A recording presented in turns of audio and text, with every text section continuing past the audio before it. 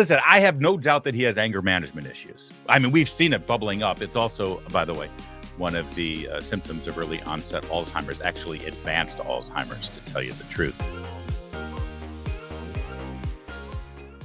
Meanwhile, things are melting down over there in the Biden White House. Things are getting uglier and uglier and uglier. Take a look at this story from Axios, Jim Vandehei reporting that Biden advisor Susan Rice, you'll remember her.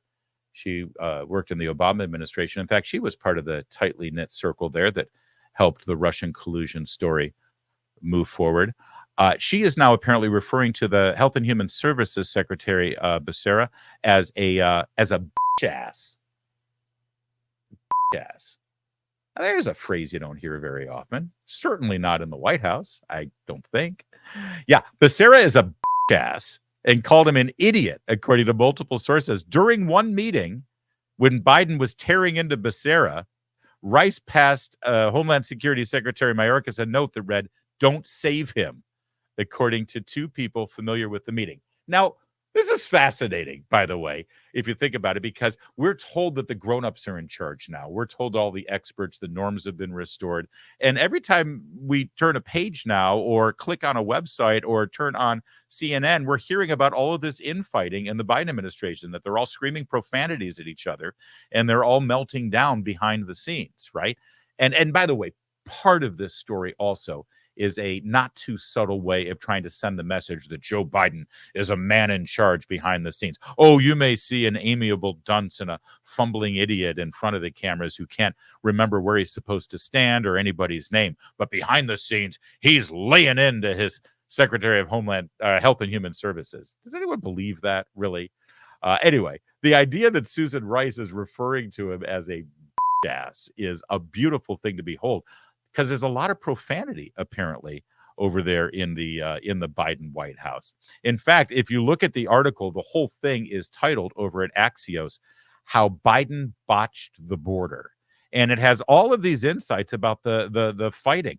President lit into his team, including then Deputy Chief of Staff Jen O'Malley Dillon, Homeland Security Advisor Liz Sherwood Randall, and other immigration officials. He demanded obscure immigration data points and vented when his staff didn't have them handy. Again, I think part of this is spinning, trying to say, oh, no, Joe Biden is a man on top of this, and these people are failing him. Joe Biden's a virtuous, brilliant mastermind behind this greatest presidency in the history of mankind. But his staff and his secretaries and his cabinet, they're failing the man, and he gets so angry behind the scenes. Biden's fury subsided, it says, and aides scrambled for the information he wanted. People in the meeting later told others in frustration that his winding process and irritability were making it more difficult to reach decisions about the border. Also, it goes on to talk about how Susan Rice is always at odds with certain members of the cabinet, including the aforementioned ass statement. You see the scene that they're painting here, that behind the scenes in this White House, everyone's screaming profanities at each other. This has been like a week-long story here as they trying to boost up the idea of behind the scenes and all of the infighting that you're seeing from various cabinet people. For instance, let's remember this report about the immediate after effect of the special prosecutor's report last week, that in a court legal document said Joe Biden was unfit mentally to even defend himself in court. And, we're supposed to be okay with him with the nuclear codes. Remember the story that leaked immediately afterward? Fury behind closed doors. We have new details this morning about President Biden's angry reaction in a private meeting after the special counsel's report exonerated him of legal wrongdoing, but then put in the report that he wouldn't be charged because he's an elderly man with memory issues. The special counsel wrote on Biden's diminished faculties and memory, and even went on to say that he didn't remember, even within several years, when his son Beau died. The president was livid about this, reportedly, and in a meeting with Democrats in Virginia, lashed out, saying, "How could I effing forget that?" Why is he such a potty mouth? Listen, I have no doubt that he has anger management issues. I mean, we've seen it bubbling up. It's also, by the way, one of the symptoms of early onset Alzheimer's, actually advanced Alzheimer's, to tell you the truth. I know this personally. I've got a couple of different people in my life who have been through this, and they do get very angry, even violent sometimes. And we sort of see that with this guy. But do you see how they're trickling out all of these stories from angry, defiant Biden behind the scenes trying to get a handle on the border, angry, defiant, potty-mouthed Joe Biden screaming, "Why would I effing forget that?" And they're all trying to paint this picture that is very different than what we heard last week in that devastating report about the diminished mental capacity of Joe Biden. It's almost like this is planned. It's almost like it's coordinated. It's almost like it's propaganda. Well, our friends at Media Research Center have put together another brilliant propaganda montage. We shared one with you yesterday, and this one's frankly even better.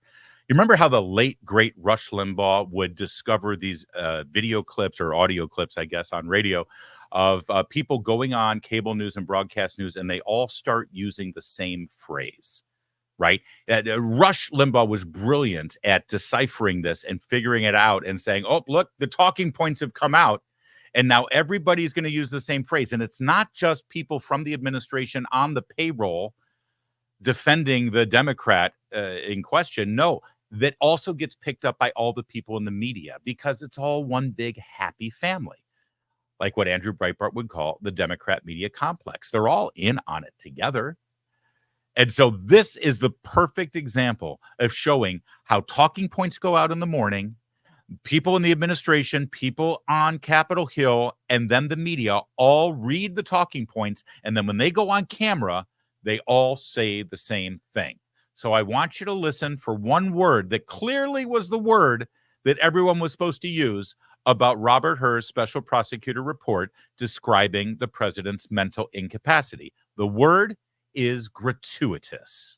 Listen, the word of the day for this report came out to describe the descriptions was gratuitous. And I think that was right. There were cheap shots. I found some of the language in the report a little bit gratuitous. I think that this special counsel report was gratuitous. This gratuitous language that he used. Gratuitous language about his mental acuity. A very gratuitous hypothetical about Biden's age. I think the word gratuitous is generous. There was so much unnecessary, inflammatory, and partisan kind of language that was used about President Biden in there. There's a Justice Department tradition that you don't interfere with presidential elections. This seems like the height of interference. It's gratuitous. Republicans making hay out of the gratuitous age comments in the report. This is a little bit, in my view, beyond editorial. It is gratuitous political hackery. All of the other language, we use the word extraneous, we use the word gratuitous, but like I said, I think those are generous words. Those are just actually too nice to say. They were not supposed to be there.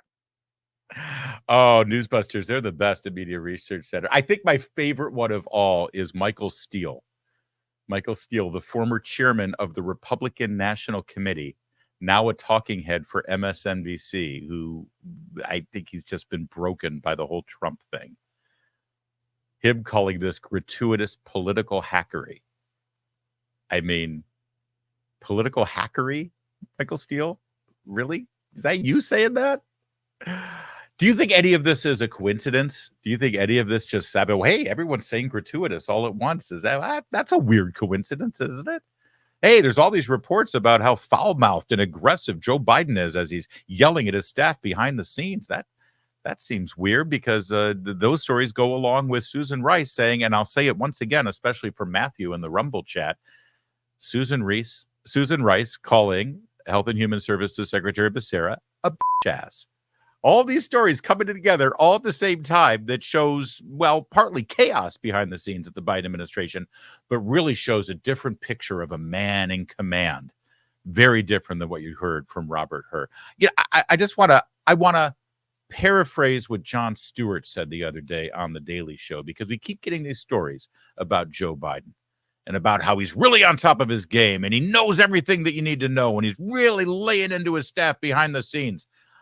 Maybe you should just turn on your camera from your smartphone when these moments happen. I know you're probably sitting in a skiff or something, but I don't know. Maybe you should let the American people see that Joe Biden instead of just reporting behind the scenes about it. Because right now, the only video of Joe Biden we see reminds us of Tim Conway in those sketches on the old Carol Burnett show. He looks like he's about 108 years old, but an old 108. And his brain, it doesn't work so much. You think he's got mashed potatoes for brains.